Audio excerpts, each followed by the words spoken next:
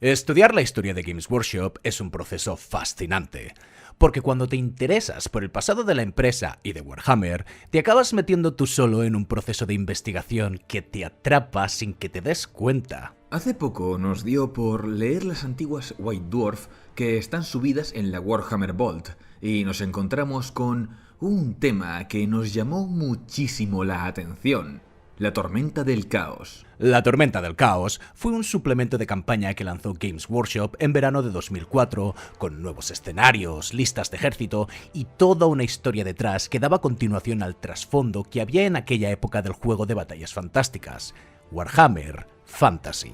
Los suplementos de campaña son algo casi tan viejo como el propio Warhammer, un documento que expande sobre las reglas y los escenarios para ofrecer una experiencia narrativa a los jugadores, haciendo que las partidas que jueguen estén conectadas por un hilo narrativo. Vaya, una historia de toda la vida. En otras palabras, se trata de recrear una campaña, como pasa con muchos wargames históricos, o escribir un nuevo capítulo en la historia de universos de ficción a través de las partidas de los jugadores. Ya en la segunda edición, nos encontramos con los suplementos de 1985 de Bloodbath at Orc's Drift, escrito por Ian Page y Joe Dever. Sí, el mismo Joe Dever de Lobo Solitario.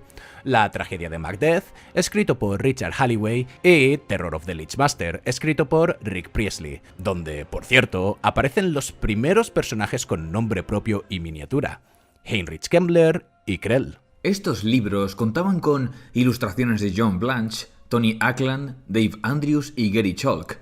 Por aquel entonces todavía estaban en la infancia de Warhammer Fantasy, tanto en reglas como en trasfondo, requiriendo de un Game Master para jugarse, un poco a medio camino entre el wargame que quería ser y la larga sombra que arrojaba Dungeons & Dragons. Y aunque ya en el bestiario de la segunda edición teníamos un mapa del mundo conocido y pequeñas piezas de trasfondo aparecían repartidas aquí y allá entre artículos, cartas y cajas, el primer documento que definiría de forma coherente este universo sería la primera edición de su juego de rol en 1986. Después de estos, no veríamos más suplementos de campaña hasta la segunda mitad de los 90, durante la quinta edición de Warhammer Fantasy, que es cuando veríamos la publicación de nada más y nada menos que 5 suplementos: Idol of Gork, The Grudge of Drong, Perilous Quest, Tears of Isha y Circle of Blood. Cada uno con sus escenarios, nuevos perfiles de unidad, listas de ejército y una historia a la que los jugadores pudieran dar vida con sus partidas. Estos suplementos han llegado hasta nuestros días en forma de expansiones, como los libros de cruzada para Warhammer 40.000, Path to Glory para Age of Sigmar, Journal Táctica para Herejía de Horus y Arcane Journal para The Old World, además de otros documentos como Dawnbringers, Arcas del Augurio, Broken Realms o 500 Mundos, que suelen aparecer hacia finales de una edición. Sin embargo, hubo una época en la que las campañas se plantearon desde Games Workshop como algo más que un suplemento, sino más bien como un proyecto en el que toda la comunidad participaría, escribiendo el futuro de estos universos de fantasía y horror mediante sus partidas, cuyos resultados serían recopilados por la empresa, y a partir de ahí, estos universos cambiarían.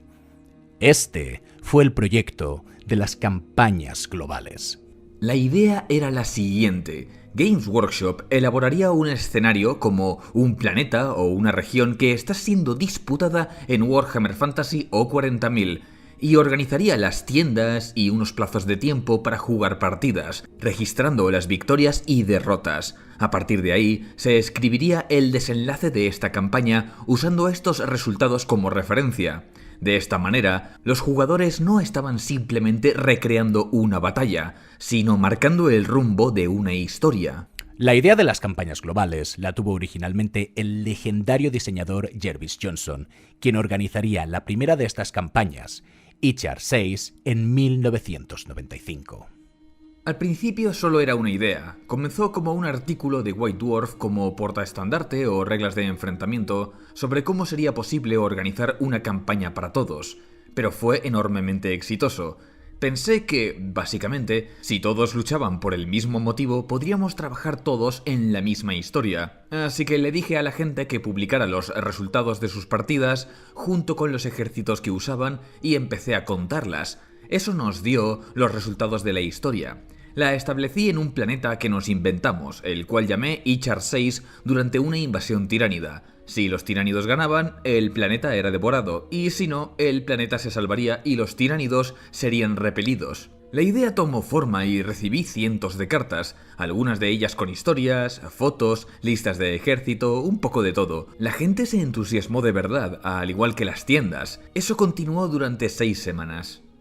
Las campañas que vinieron después contaron con un alcance y una ambición mucho mayores y, de paso, con una mejor organización para que el pobre Jervis no tuviera una pila de sobres con su nombre. Mirad, ahí lo tenéis. La siguiente campaña fue la Tercera Guerra de Armagedón, del año 2000, que recopiló resultados no solo de Warhammer 40.000, sino también de los juegos Epic y Battlefleet Gothic. Fue la primera con un suplemento propio y una página web dedicada. Esta campaña fue revolucionaria y además de crear auténticas leyendas de Warhammer 40.000 que aún perduran, sentó las bases de los proyectos posteriores, con su mapa web, sus listas de ejército temáticas y un suplemento propio con un trasfondo desarrollado. Después de esta, vendría la primera campaña global de Warhammer Fantasy, Sombras Oscuras, en 2001.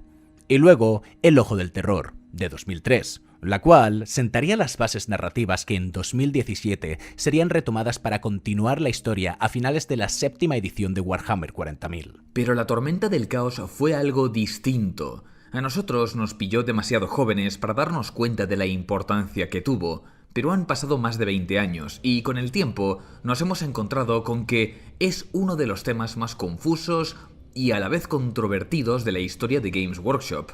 No controvertido en plan que el trasfondo fuera una basura, sino controvertido en cuanto a la forma que tuvo Games Workshop de gestionarlo. Así que, cuando nos encontramos con artículos de esto en la White Dwarf de 2004, nos pusimos a investigar y lo que nos encontramos nos ha dejado alucinados. Así pues, os presentamos este documental en el que queremos hablar del que fue uno de los proyectos más ambiciosos en los 50 años de historia de Games Workshop. Sin más dilación, comencemos.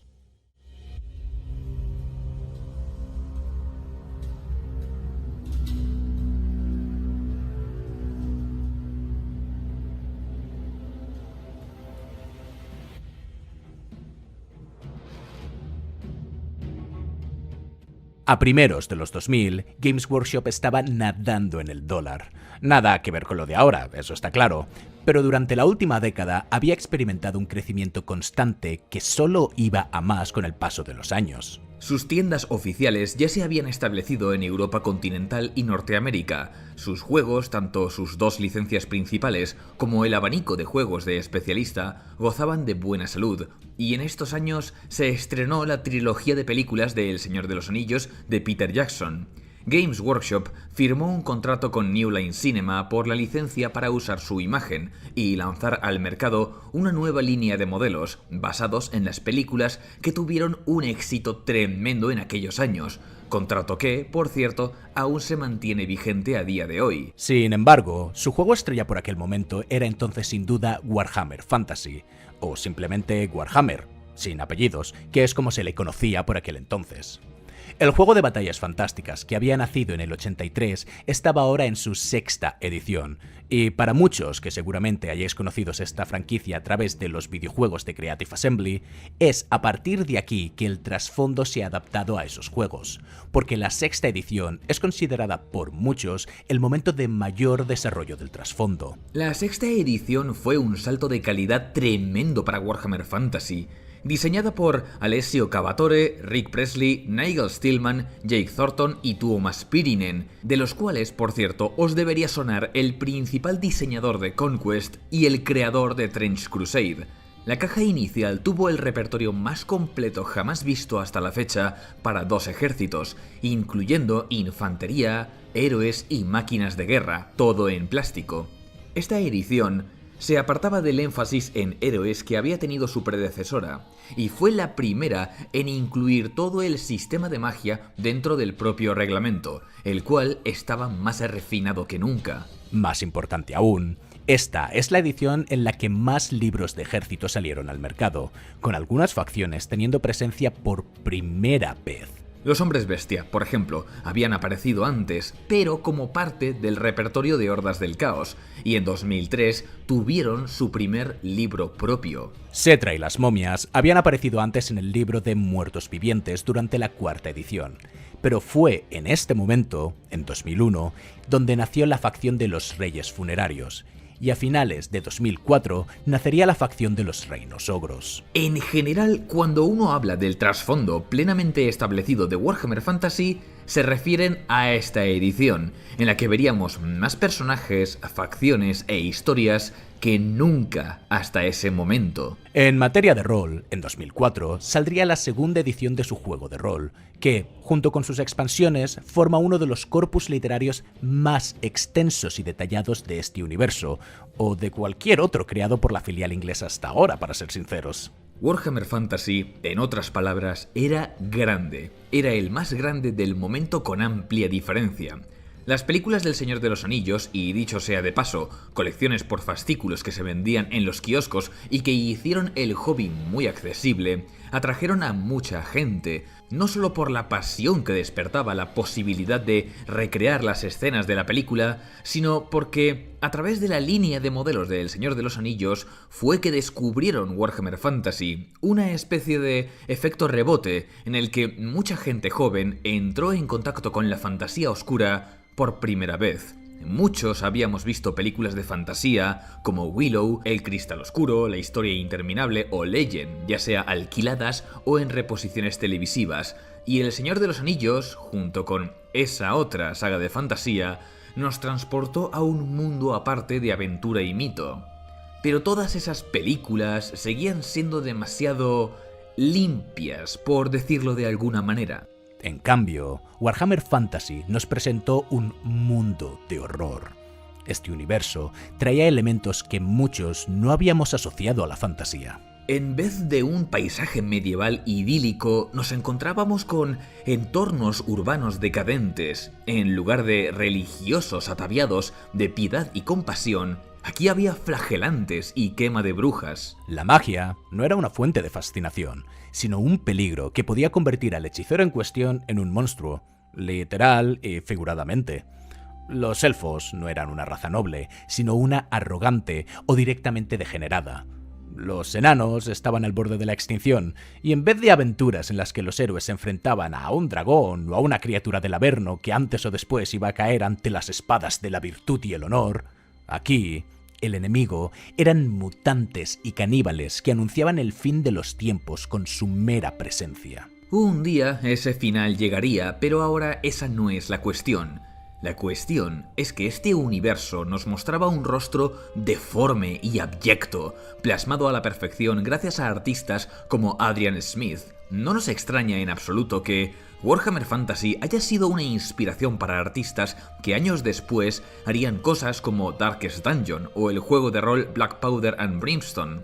Mucho antes de que nosotros conociéramos la obra de Andrzej Sapkowski o Michael Moorcock, Warhammer Fantasy nos descubrió lo que era la fantasía oscura y más que una huella, dejó un cráter. Dicho esto, imagino que algunos os estaréis preguntando, ¿cómo avanzaba el trasfondo en Warhammer Fantasy? Pues esa es la mejor parte. No lo hacía. Una de las diferencias más notables con respecto a la forma en la que se escribía el trasfondo entonces con respecto a la actualidad es que en aquella época no existía la crisis de identidad entre trasfondo e historia. Los universos de Games Workshop eran estáticos, salvo por las campañas globales, y ni las ediciones, ni los libros de ejército, ni tampoco las expansiones avanzaban la historia. Esto se debe principalmente a dos motivos. Primero, que hace 20 años el soporte digital no estaba tan establecido como lo está hoy. Sí, existían foros, Games Workshop tenía su dominio web, pero no existía algo como descargas trimestrales para los ajustes de puntos, ni aplicaciones, ni el portal de Warhammer Community subiendo contenido cada día. El formato era escrito en papel para todo, ya sean artículos de la White Dwarf, novelas o reglamentos, lo cual requiere de más trabajo. El segundo motivo, y más importante, es que no existía la estrategia de marketing triennial que hay ahora. Como dijimos en nuestro vídeo sobre el trasfondo, una de las decisiones más importantes de los últimos años en el plan de venta de Game Workshop ha sido aprovechar el lanzamiento de miniaturas nuevas para que junto a ellas avance el trasfondo. Pero también vemos que hay un cambio de edición cada 3 años, porque eso genera una gran cantidad de ingresos. Hace 20 años, un cambio de edición se hacía por motivos prácticos, para actualizar el metajuego y pulir cosas del reglamento que fueran problemáticas, y podía ser a los 6 años, o a los 2, o cuando fuera necesario, dependiendo de muchos factores. Además, se tenía en cuenta los libros de ejército que ya estaban publicados para que estos fueran compatibles con la nueva edición, al menos durante un tiempo, y que no tuvieras que comprarte o un index o cualquier equivalente para poder seguir jugando con tu ejército. Eso sí que es doloroso de oír. En resumen, la decisión de unir historia y nuevos lanzamientos no existía. Así que todos teníamos claro que tanto Fantasy como 40K eran universos casi por completo estáticos. Eran, en esencia, sandbox puros. Ni siquiera los suplementos de campaña eran avances en la historia como tal, sino microhistorias dentro del universo que podías recrear con tus ejércitos. Lágrimas de Isha era una pequeña guerra entre dos hermanos, uno un alto elfo y el otro un elfo oscuro por las tierras sombrías en Ulthuan. Perilous Quest iba de un peregrinaje a tierras de los elfos silvanos por recuperar una capilla del Grial. Lo dicho, eran microhistorias, y la campaña de Sombras Oscuras ocurría en una zona muy concreta con unos objetivos más, por así decirlo, humildes. Es la diferencia entre expandir el trasfondo y avanzar el trasfondo. La Tormenta del Caos cambió esto por completo. El organizador y escritor de la misma fue el veterano Gab Thorpe, de quien podéis tener la opinión que queráis como novelista, pero como escritor de trasfondo le debemos muchísimas ideas geniales, así como el ímpetu de esta campaña. Organizar un pequeño torneo narrativo ya conlleva un trabajo considerable, y Thorpe estaba dispuesto a crear la campaña global definitiva, la más ambiciosa, capaz de sacudir los cimientos de Warhammer Fantasy con batallas titánicas jugadas por todo el mundo. Y así, a comienzos de 2004, se anunció el gran evento. Pero antes debemos hablar de cómo se organizó.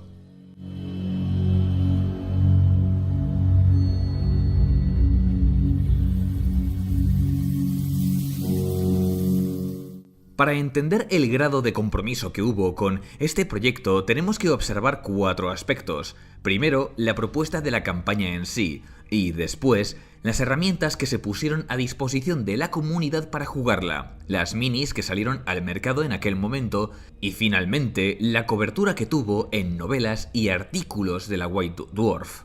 Gab Thorpe había trabajado redactando el libro de ejército de las Hordas del Caos, y tan pronto como la acabó unos años antes, empezó a preparar el terreno para esta campaña trabajando junto con Alan Merrett, que era el gestor de la IP. Para ponernos en situación, la Tormenta del Caos era la invasión de Archaon del Viejo Mundo, la guerra más devastadora que el Imperio había visto en siglos. El objetivo de Archaon era asediar la ciudad de Middenheim y profanar la catedral de Ulrich, dios de la guerra y del invierno, eliminando, de facto, al propio dios. Middenheim era más que una ciudad, era el lugar donde nació el culto de Ulrich, donde ese dios depositó la llama que representa su fuerza, la cual Archaon pretendía extinguir. Se dice que extinguir esta llama provocaría un invierno eterno, y, sea verdad o no, el hecho es que, si Archaon vencía, el imperio estaría un paso más cerca de su final, y con él, el mundo entero. Esta es la línea argumental más importante y sobre la que giran la mayoría del resto de facciones. El imperio, con el emperador Karl Franz a la cabeza, se enfrentaba a esta invasión al mismo tiempo que tenía que lidiar con una crisis religiosa, Pues se decía que un guerrero llamado Valten era la reencarnación del propio Sigmar. Sin embargo, esto no era una campaña con solo 2 facciones, todo lo contrario. La Tormenta del Caos se las arregló para reunir a casi todas las facciones de un modo u otro, ya fuera en la invasión de Archaon o en otras partes del mundo. En la defensa del Imperio también participarían los enanos, los altos elfos, los elfos silvanos, bretonianos e incluso los condes vampiros. Los orcos se unirían a la lucha, pero para enfrentarse a Archaon por el puro placer de la batalla. El caos tenía de su parte a los demonios liderados por Be'lakor, a los Skavens del clan Aishin y, por supuesto, a los hombres bestia, aparte de, evidentemente, la gran horda de Archaon. Mientras tanto, en otros lugares del mundo, los elfos oscuros mandaban una expedición a Lustria liderada por Morathi para saquear los templos de los hombres lagarto, y los reyes funerarios lanzaban conquistas más allá de las fronteras de Cambry, hacia las tierras yermas. Solamente los reinos ogros se mantuvieron al margen, pero porque su ejército salió al mercado después de la campaña. Salvo esto, nadie se quedó fuera. Además de la cantidad de facciones, creo que podéis daros cuenta de que la escala de esta campaña es enorme, no solo por la cantidad de facciones, como hemos dicho, sino también porque lo que hay en juego era algo grande y además hay una enorme cantidad de personajes participando en ella. Estaba Khal Franz, Archaon, Be'lakor, Morathi, Grimgor, el rey Ungrim. Y esto solo por mencionar a los más destacados. Esto no era una lucha por un lugar aislado y por un objetivo de poca importancia precisamente. La Tormenta del Caos pretendía hacer algo que, por muy normal que se vea ahora, por aquel entonces era asestar un golpe a los cimientos de su universo. Pretendía avanzar la historia. Tampoco queremos contaros todo en detalle, ya hay vídeos que se ocupan de ello y hacen un buen trabajo. Lo que nosotros queremos haceros entender es lo mucho que esta campaña quería abarcar. Ahora, la cuestión es, ¿cómo se organizó la campaña? Primero que nada están las herramientas para jugarla. Las campañas mundiales contaban ya por aquel entonces con suplementos que tenían todo lo necesario para que los jugadores participasen. Lo más importante es algo llamado las listas de ejército. Las listas de ejército son el conjunto de tropas que puedes utilizar para un ejército, las unidades que lo componen y el número mínimo o máximo que puedes incluir, junto con su equipamiento, hechizos y reglas específicas, cosa que viene en todos los libros de ejército. Pero la gracia de jugar una campaña es que ofrecen listas alternativas que alteran las reglas de los ejércitos tal y como se entienden normalmente, con tropas nuevas, nuevas reglas, nuevos hechizos y equipo temático para representar a las facciones concretas que combatieron en estas campañas. Es un concepto que ha llegado hasta nuestros días en forma de ejércitos de renombre, pero en esta época es especialmente importante, porque cambian por completo el metajuego. La Tormenta del Caos incluía 10 listas de ejército nuevas. La Horda de Archaon, las Legiones Demoníacas, el Ejército de Midenland, los Matadores de Karak Kadrin, el Wag de Gringor, el Culto del Placer, la Cruzada Errante Bretoniana, la Flota de Lord Aisling de los Altos Elfos, el Ejército de los von Karstein, más concretamente Manfred von Karstein, y los Skavens del clan Aishin, o para que nos entendamos, ratas ninja. Cada una de estas listas de ejército daba un giro de tuerca a la manera en que las facciones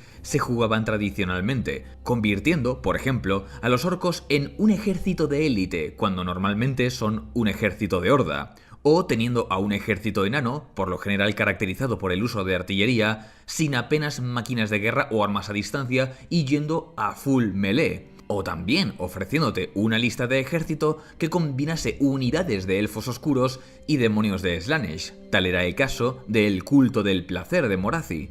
Esta es la parte más importante, pero no la única. El libro también ofrecía perfiles de miniaturas para modelos que todavía no existían, como ciertas caballerías de demonios o los fanáticos de Ulrich, pero te permitía usar conversiones. ¡Ay, Dios mío, cómo han cambiado los tiempos! Y también venía con el mapa de la campaña, 2 escenarios específicos y los esquemas de campaña en árbol para jugarlas. ¿Eso es todo? No, para nada. La campaña también tuvo un dominio web propio en el que estaba colgada toda la información necesaria para poder jugarla, incluyendo las nuevas listas de ejército y el mapa de campaña con sus localizaciones. La idea era que esta vez el dominio web sería algo más que un portal de información para planear estrategias y tener a mano la información. Esta vez sería una pieza clave en el desarrollo de la campaña. El año anterior, durante la campaña del Ojo del Terror, habían tenido una página web dedicada en la que ver los planetas que estaban en juego y que la comunidad pudiera organizarse para atacar un planeta en concreto. Pero la Tormenta del Caos tiene una geografía mucho más concreta, en la que las distancias y el valor estratégico de cada ciudad, cada fortaleza y cada punto de paso que permita avanzar al ejército de Archaon realmente importan. Aquí es donde hay que prestar atención a las fechas. En junio de 2004 saldría a la venta el suplemento y las listas de ejército podían descargarse libremente para que la comunidad pudiera probar sus estrategias con un mes de antelación con respecto al inicio de la Tormenta del Caos, la cual se jugaría durante los meses de julio y agosto de 2004, y sería Gab Thorpe quien marcaría el ritmo de esta mediante la web. Simplemente iría anunciando qué lugares han caído bajo las fuerzas de Archaon y cómo avanzaba el frente de batalla hacia la ciudad de Middenheim. La campaña terminaría en el asedio a la ciudad sí o sí, pero la cuestión es cuánto desgaste tendrían que soportar los ejércitos del caos antes de llegar, o cuánto podrían retrasarlos las fuerzas imperiales y sus aliados, dando tiempo a la ciudad antes de la llegada del ejército de Karl Franz y sus refuerzos, cosa que quedaría reflejada en base a los resultados de las partidas. Sin embargo, hay que tener una cosa en cuenta, y es que no se trataba solo de ganar batallas.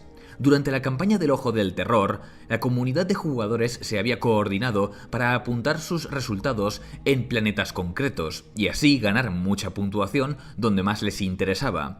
Para evitar que los jugadores del caos pudieran coordinarse tan fácilmente en esta ocasión, aquí tendrían que cumplir una serie de objetivos específicos, pero que eran desconocidos para los propios jugadores. Para que esto quede claro, cuando se registraban las partidas había que asociarlas a un lugar en específico de los que estuvieran disponibles, y los jugadores del caos debían llegar a cierto número de victorias en una localización para que ésta terminase por caer y así desbloquear la siguiente. Al llegar a ciertas fechas en la vida real, estas localizaciones caerían igualmente conforme los ejércitos de Archaon se acercan a Middenheim, pero esperar a que caigan en lugar de tomarlas por la fuerza afectaría a cómo llegarían los jugadores del caos al asedio final. En cierto modo, la Tormenta del Caos fue al mismo tiempo una campaña global contra reloj y también una partida de rol multitudinaria en la que Gab Thorpe haría de Game Master.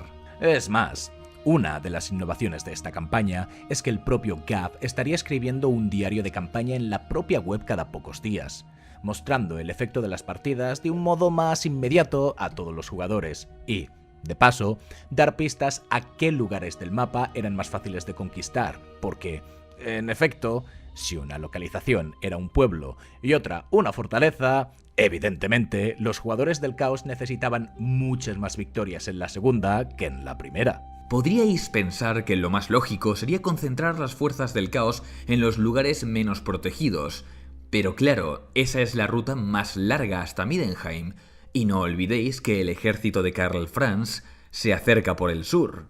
En cuanto a las batallas que ocurrían en Lustria y en las Tierras Yermas, no recibieron tanta atención, pero los jugadores de esos frentes de batalla también podían registrar sus partidas y tendrían un final acorde a estas. A todo este esfuerzo logístico por mover a la comunidad del hobby hay que añadir los anuncios en la White Dwarf con las fechas y las tiendas donde se jugarían las partidas del Roadshow. El Roadshow fue un tour por tiendas de Reino Unido en las que el equipo de las tiendas prestaría a los jugadores un ejército con el que librar una batalla especial a modo de evento. Y muchas de estas partidas ofrecerían bonos temporales a los jugadores de todo el mundo que participaban en la Tormenta del Caos. ¿Os parece que esto es mucho empeño por hacer que la Tormenta del Caos fuera algo especial? Pues aún nos queda mucho que contaros, concretamente las miniaturas y las novelas. Entre 2003 y 2004 salieron al mercado un buen puñado de modelos, muchos de ellos directamente relacionados con la campaña que estaba por venir. Por un lado, tuvimos el ejército al completo de los hombres bestia y una renovación considerable de Bretonia. Pero también en esta época saldrían los guerreros del caos renovados, estos de aquí concretamente, así como miniaturas de los caballeros teutógenos, el Cercenagoblis de Malakai Makaison o el famosísimo cañón infernal. Incluso Kislev tuvo miniaturas y un suplemento para jugar con ellas, ya fuera de manera independiente o como ejército propio. Y, por supuesto, ciertos personajes especiales como Valten y un nuevo Karl Franz vieron la luz a tiempo para poder unirse a la batalla. Esto de aprovechar las campañas globales para sacar minis nuevas no fue algo exclusivo de la Tormenta del Caos. Ya en Armagedón había salido la Legión de Acero, pero creo que hasta la fecha esta sigue siendo la campaña que más miniaturas dedicadas ha tenido. Aparte, como en esta época Games Workshop no era tan puñetera con el copyright, tuvimos perfiles de unidades que eran legales aunque no existieran miniaturas para ellas. Ya hemos mencionado los carromatos demoníacos, pero también el Merwin de los Altos Elfos apareció aquí. Finalmente está la parte narrativa. Si bien el suplemento de la Tormenta del Caos salió a primeros de junio de 2004, el proyecto ya mostraba pistas desde mucho antes.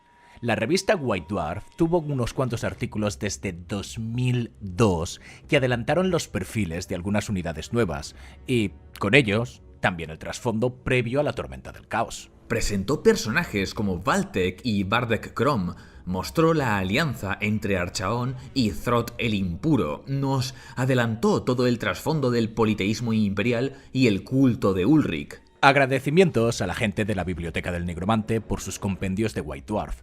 Si queréis ver a Karl Franz haciendo Realpolitik, podéis hacerlo, y en español, gracias a ellos. Por otra parte, que sepáis que investigar sobre este tema nos ha hecho leer sobre Morathi y su culto del placer. Ha sido literalmente leer el porno más juvenil que os podéis imaginar, del que da vergüencita ajena. No lo recomendamos. Aparte de los artículos, hubo unas cuantas novelas que también narraban historias previas a la Tormenta del Caos. Entre ellas, Marca de la Condenación y Marca de la Herejía de James Wallis, las dos novelas del Embajador de Graham McNeill, Tormenta Mágica de Jonathan Green o Jinetes de la Muerte de Dan Abnett. Y para rematar, la segunda edición del juego de rol, que ya hemos comentado que salió en la segunda mitad de 2004, tenía en cuenta la Tormenta del Caos como algo que habría ocurrido recientemente. En resumen, la Tormenta del Caos fue una campaña global para la que Games Workshop puso toda la carne en el asador. Tenemos un suplemento lleno de contenido, un dominio web que iría actualizándose, un montón de tiendas cubriendo la campaña, miniaturas nuevas y un montonazo de material impreso en forma de artículos, novelas y la nueva edición del juego de rol. El tablero está dispuesto, las fichas ya se mueven y había llegado la hora de enfrentarse al señor del fin de los tiempos o de luchar a su lado.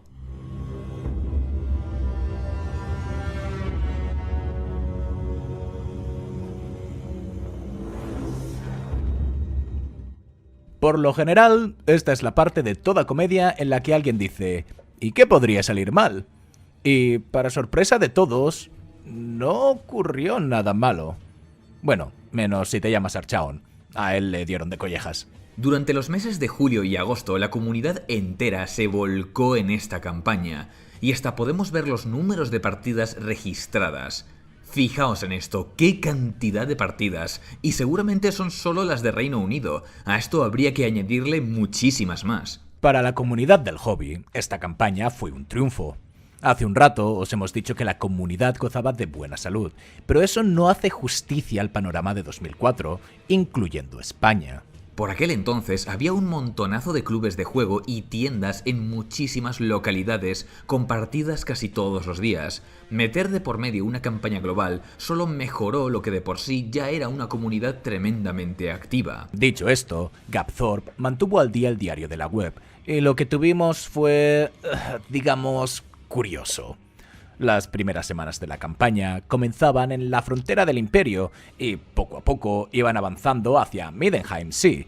Pero si os estáis imaginando que fue una invasión en plan Alejandro Magno arrasando Persia, os vais a decepcionar. Más bien fue como Napoleón cuando entró en Rusia. Gracias al diario de la web hemos podido hacer seguimiento de la campaña y ahí donde lo veis, Archaon estuvo recibiendo collejas hasta en el carnet de identidad desde el principio. Los ejércitos del caos y por extensión sus jugadores estuvieron demasiado dispersos tratando de abarcar todas las rutas posibles hasta Middenheim y prácticamente nunca tuvieron victorias limpias. En este punto del documental queremos destacar y agradecer la labor de los que llevan la wiki de Warhammer Fantasy porque han hecho un trabajo de conservación monumental. Es por ellos que hemos podido leer el diario de la campaña en su versión original, cosa que ni siquiera tiene la versión inglesa de la wiki, así que, desde aquí, os queremos mandar nuestro más sincero agradecimiento.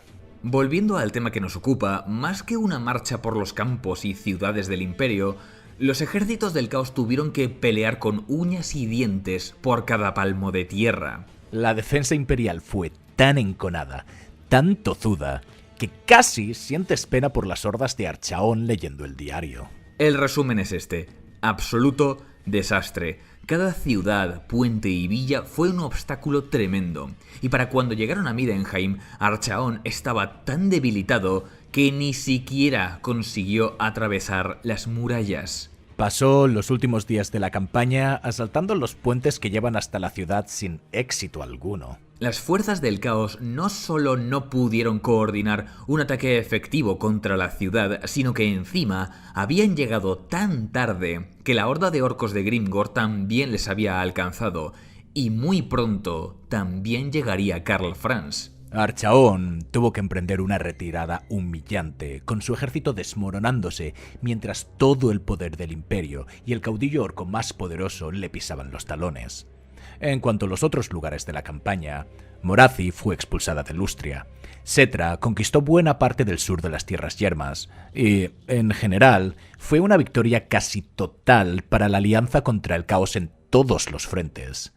La tormenta del caos había finalizado. Sin embargo... Un tiempo después de la tormenta del caos se publicó tanto en la web como en la White Dwarf 301, enero de 2005, un artículo que narraba la conclusión de la campaña. Y esta vez sí que tenemos que ser detallados con el trasfondo.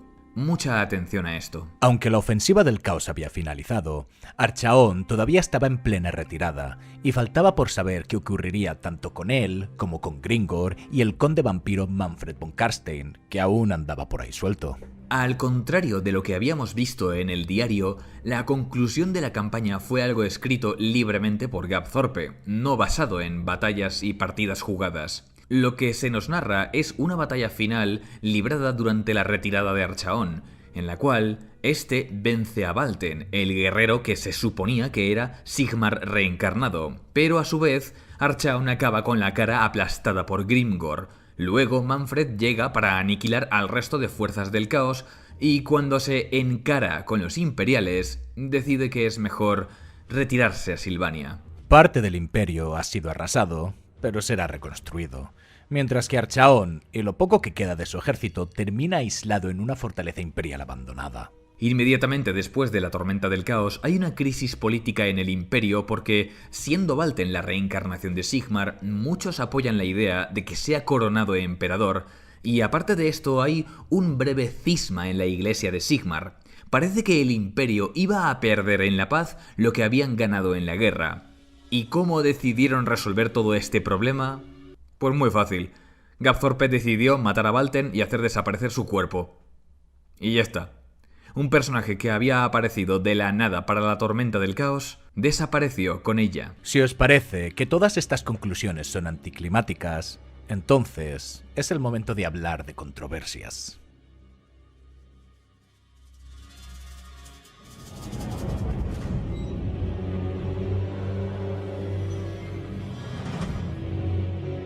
La tormenta del caos fue un éxito como proyecto, de esto que no os quepa duda. Quería unir a la comunidad en un gran evento haciendo lo que más nos gusta, y lo consiguió con creces. Sin embargo, a medida que pasó el tiempo, empezó a crecer una cierta insatisfacción, especialmente después de que Gab Thorpe publicara las conclusiones de la campaña y el mundo después de la guerra. La idea general era que, después de haber levantado tantas expectativas, el mundo de Warhammer Fantasy seguía exactamente igual que antes de la tormenta del caos. Ningún personaje importante había muerto. Ninguna facción había tenido una derrota de la que no pudiera recuperarse. Las fronteras no habían cambiado. Con el tiempo surgieron ciertas preguntas, como por ejemplo, si toda la pretensión de cambiar el mundo de Warhammer no había sido más que una farsa, o si el resultado final de toda la campaña no estaba amañado ya desde el principio. Creo que una buena forma de ilustrar esto es con el personaje de Valten. Este personaje había sido introducido en 2003 como un herrero que se estaba labrando una reputación defendiendo su aldea de hombres bestia. Un sacerdote guerrero del culto de Sigmar llamado Luthor Haas se enteró de la existencia de este chaval y se convenció de que Valten era nada menos que la reencarnación de Sigmar, dios patrón y fundador del imperio, lo cual desata una crisis que escala rápidamente. Dentro del culto de Sigmar hay quienes creen a Luthor y quienes lo señalan como un hereje, y aprovechando que Valten podría ser un dios reencarnado, algunos exigen que sea coronado emperador. La situación escala rápidamente, con rivales de Karl Franz y la mitad de la iglesia dispuesta a apoyar a este tipo, y con la amenaza de Archaon cada vez más cerca, así que Karl Franz no solamente tiene que organizar sus ejércitos para hacer frente al invasor, sino que también tiene que resolver la división política interna. La gracia de todo esto es que jamás te confirman que Valten sea Sigmar reencarnado. Ni siquiera el propio Valten lo sabe. O si todo esto, tal vez, simplemente ha sido cosa de un sacerdote que ha enloquecido y ha levantado a una figura propagandística que ha ido demasiado lejos en mitad de una crisis. Todo esto es muy interesante porque la facción del Imperio siempre se había caracterizado por ejércitos históricamente cercanos, pero también por sus intrigas políticas, y esto era una forma genial de introducir nuevas líneas argumentales. Por eso es tan decepcionante que Valten sea el único personaje que muere al final de la Tormenta del Caos, y toda la crisis política que habían planteado simplemente desaparece con él. Valten sirve como un microcosmos para ilustrar las pretensiones de la Tormenta del Caos por un lado y lo anticlimático de su final por otro. Todo esto sin mencionar la controversia que surgió años después, cuando salió la 8ª y última edición de Warhammer Fantasy. Y, atención a lo que vamos a decir para el que no lo sepa, la Tormenta del Caos fue borrada de la continuidad. Repito, la Tormenta del Caos no fue reescrita, la Tormenta del Caos no fue ignorada. La Tormenta del Caos fue borrada de la continuidad del todo. Cuando hablamos de los retcons que hace Games Workshop, normalmente consisten en reescrituras elaboradas para acomodar las miniaturas que quieren lanzar al mercado, o son cosas que aparecen un poco de la nada, como los Caballeros Imperiales o los Primaris, que más que reescribir añaden cosas nuevas y hacen como si siempre hubieran estado ahí. La Tormenta del Caos es distinto porque es algo mucho más agresivo y descarado. Literalmente, echaron hacia atrás la cronología de todo el setting. Hicieron un reset en el que la Tormenta del Caos simplemente no había ocurrido, lo cual sentó bastante mal a algunas personas, y con mucha razón. ¿Por qué habían eliminado la Tormenta del Caos en vez de continuar la historia desde su final? ¿Fue por ese final anticlimático? ¿O fue porque iban a terminar con Warhammer Fantasy unos años después y eligieron ignorar por completo esa campaña para escribir el fin de los tiempos? Esto, por desgracia, son preguntas que solo nos podría contestar alguien de dentro de Games Workshop. Así que le preguntamos a Gab Thorpe. Prestad atención, porque para esta parte del vídeo tenemos que ser muy rigurosos. Durante la investigación para este documental, nos pusimos en contacto con Gab Thorpe para intentar resolver nuestras dudas. Cuando nos contestó, no lo hizo respondiendo exactamente a lo que habíamos preguntado, sino que en su lugar nos mandó una serie de preguntas y respuestas que le habían mandado Jordan Sorcery, un historiador de Warhammer que también había estado investigando este tema, porque Gav consideró que las preguntas de Jordan y las nuestras eran más o menos las mismas. Su mensaje contenía 18 preguntas gracias a las cuales hemos podido rellenar unos cuantos huecos de información. Si queréis complementar este documental con más información, os recomendamos que veáis la entrevista de Jordan y Gab Thorpe, Por nuestra parte, vamos a hablar de las preguntas que más nos interesan a nosotros a fin de esclarecer ciertas cuestiones. Para empezar, el transcurso de la Tormenta del Caos se atuvo a las partidas de la comunidad. Gav Thorpe fue una persona consecuente con lo que había propuesto, y el diario refleja fielmente que los defensores del Imperio mantuvieron a raya los ejércitos de Archaon, sin que Gav ni nadie tuviera que trucar ciertos números de victorias y derrotas, y en esto le creemos al 100%. Si leéis el diario de campaña, veréis que no está escrito a la manera que Games Workshop suele narrar batallas, con personajes importantes en el centro de todo y el ritmo de una novela, con su presentación, desarrollo y clímax. El diario de campaña, en cambio, es más orgánico, más natural, más espontáneo. Así que, ante la pregunta de si el final de la campaña estaba amañado desde el principio, la respuesta es no. De hecho, hay ciertas cosas que surgieron de forma inesperada y espontánea, como los jugadores Skaven enviando cartas narrando que sus ejércitos estaban fabricando una máquina letal bajo la ciudad de Middenheim, llamada el Proyecto Supremacía, cosa que a Gav le pareció tan interesante como para incluirlo en el final de la campaña, así como otros arcos argumentales como el de Orión y la cacería salvaje. Sin embargo, Jordan preguntó si de verdad habían contemplado la posibilidad de que algún personaje importante, como Teclis o Grimgor, pudieran morir. A lo que Gav dice que nunca dijeron nada que dejara implícita esa posibilidad, aunque sí querían dar la sensación de que el mundo se estaba moviendo, y por eso a algunos personajes sufrieron desgracias varias, como Volkmar, por ejemplo, pero nada de matarlos, con una excepción. Tanto Jordan como nosotros le preguntamos por la muerte de Valten, por esa desaparición tan repentina, y la respuesta es tremenda. Resulta que justo antes de que Gav Thorpe entrase al equipo de escritores, se había publicado el libro de ejército del Imperio para la 6ª edición. En ese libro había un relato corto que introducía un elemento nunca visto, que Karl Franz era la reencarnación de Sigmar, cosa que a Gav Thorpe no le gustó en absoluto. Karl Franz es un personaje increíble. Es un político, un estadista, un general y un guerrero excepcional. Es el arquetipo perfecto de gobernante, así que todo ese rollo de ser también una criatura pseudo-divina no le convenció. Así que se sacó de la manga a Valten para quitarle a Karl Franz esa faceta de su personaje y devolverlo a su estado más mundano, además de introducir un poco de trama política en el proceso. En resumen, y esto ya es nuestra opinión, Valten fue un personaje que servía a un propósito, y tan pronto como cumplió con él, Thorpe se lo quitó de encima. Pero esto son solo cuestiones menores. Ahora viene lo interesante de verdad. Con el pedazo de retcon que hubo en 8ª edición, quedaba la incógnita de por qué no habían continuado la historia a partir de la Tormenta del Caos. Nuestra pregunta incidió en si ya tenían pensado acabar con Warhammer Fantasy nada más salir 8ª y si la Tormenta del Caos era un inconveniente que decidieron apartar, pero lo que Gav nos dice es más simple que todo esto. Para empezar, él nunca tuvo la intención de continuar avanzando el universo. La idea detrás de la campaña era convertir el caos en una amenaza inmediata y cercana, en lugar de algo alejado por la geografía, hacernos sentir como que el fin del mundo estaba más próximo que antes, pero ya está. Se trataba de pasar de un status quo a otro, no de reinventar la rueda.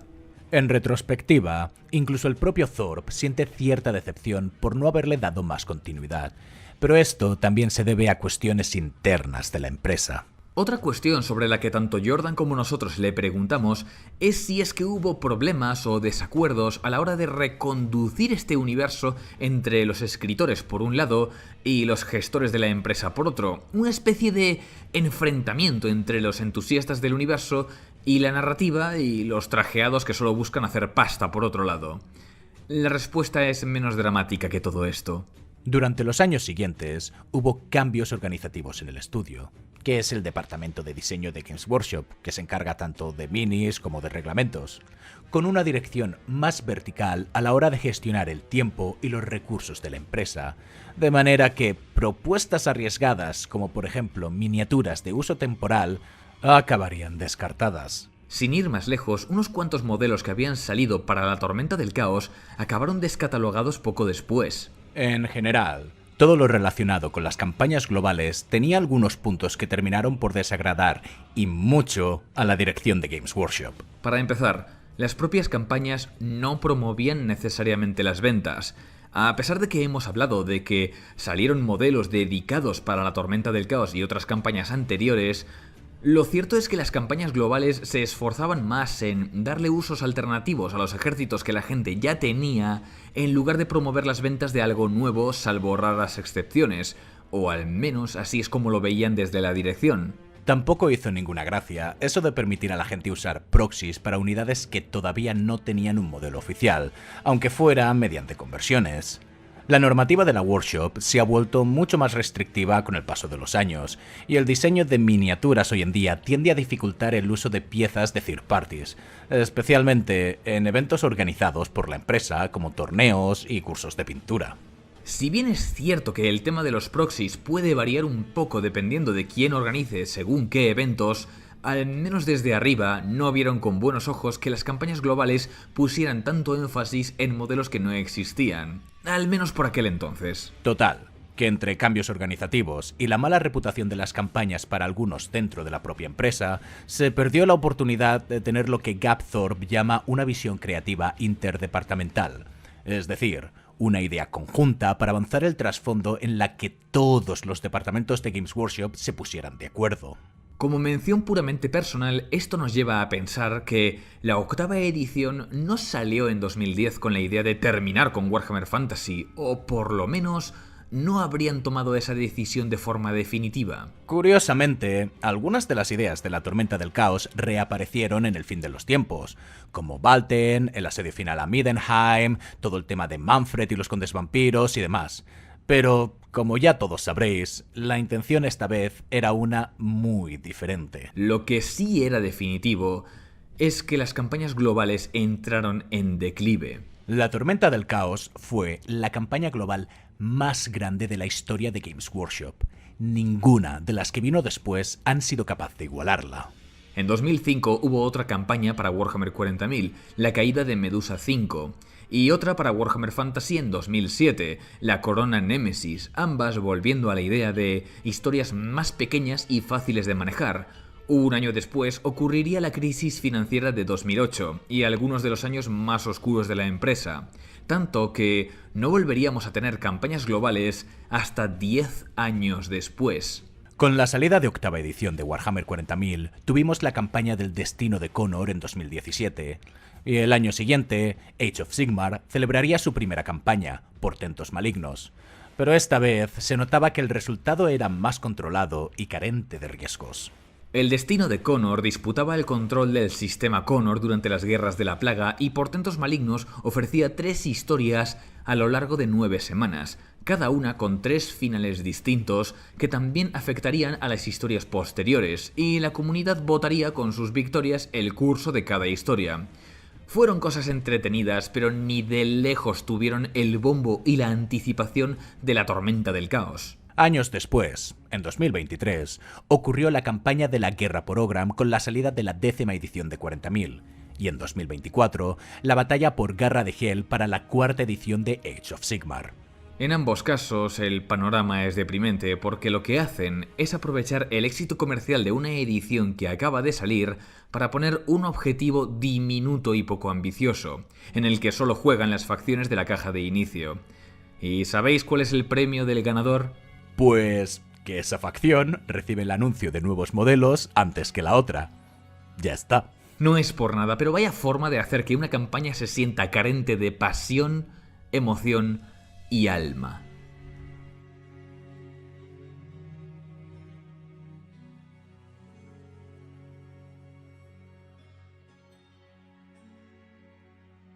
Investigar y estudiar la Tormenta del Caos ha hecho que volvamos a conectar con la Games Workshop de hace más de 20 años. No de forma sentimental, sino poniendo de manifiesto las enormes diferencias con lo que es ahora. La Tormenta del Caos fue un evento de una época que ha terminado y de una Games Workshop que ya no existe. Vivimos en una era en la que Games Workshop es una empresa seria, en la que todo forma parte de estrategias comerciales que no permiten margen de error ni libertades fuera de su control.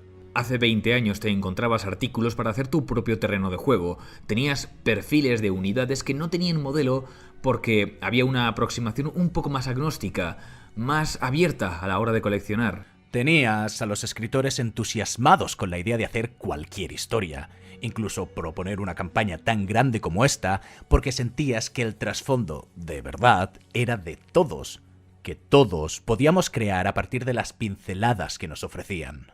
El trasfondo siempre había sido un añadido cuco, pero dotado de una pasión creativa que podías percibir en cada página.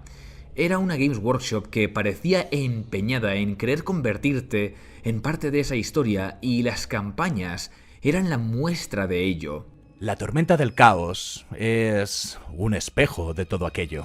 Ahora, muchas de las cosas que se reflejan en esta campaña son incompatibles con la Games Workshop que conocemos, más restrictiva en el uso de proxies, siempre combatiendo panza arriba contra la piratería y las impresoras 3D, defendiendo a ultranza su propiedad intelectual a la vez que aspira a la fama mundial, prometiendo universos de gloria y horror a la vez que dirige con mano de hierro la forma en que avanza el trasfondo. Este ya no es un escaparate para sus productos, sino un producto en sí mismo.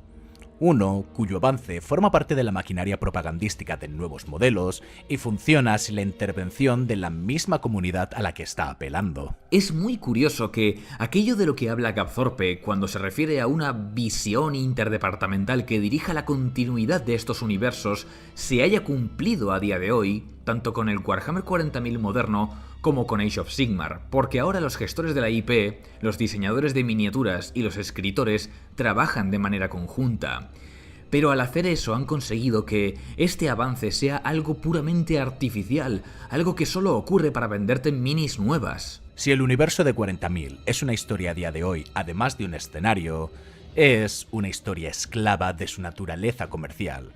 Y hasta Age of Sigmar, a pesar de que nos parece mucho más creativo y tiene propuestas que nos parecen más interesantes, también es víctima de esto.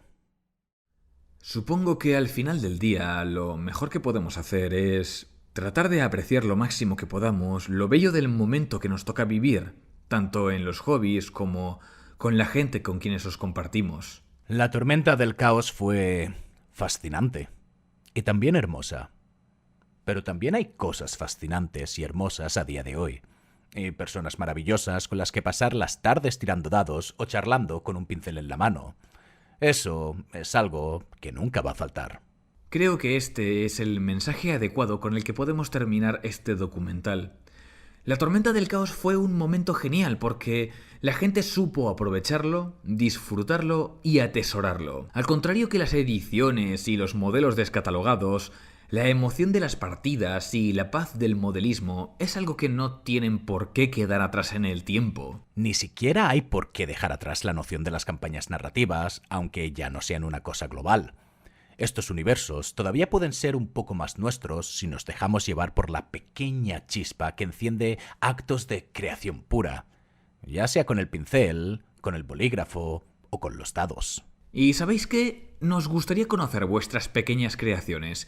Dejadnos en comentarios cuál es la miniatura de la que más orgullosos os sentís, o habladnos de esa campaña narrativa o lore que os habéis inventado para vuestro ejército. Y si queréis compartirlo con más gente, no olvidéis que tenemos un Discord con la comunidad más preciosa del Wargaming. Y eso ha sido todo por hoy. Suscríbete y comparte si quieres ver más comentarios de Wargaming. Y hablando de comentarios, déjanos el tuyo. ¿Qué te parece la tormenta del caos? ¿Llegasteis a jugarla? Contadnos vuestras experiencias. Tenemos un Discord donde podéis pasaros y uniros a alguna de las actividades que se van haciendo a manos de nuestra hermosa comunidad. Y como siempre, gracias a nuestros Patreon por su apoyo. Os dejamos los links de todo en la descripción para los que estén interesados. Y con esto, el triunvirato ha hablado y os desea a todos una feliz tarde. Adiós.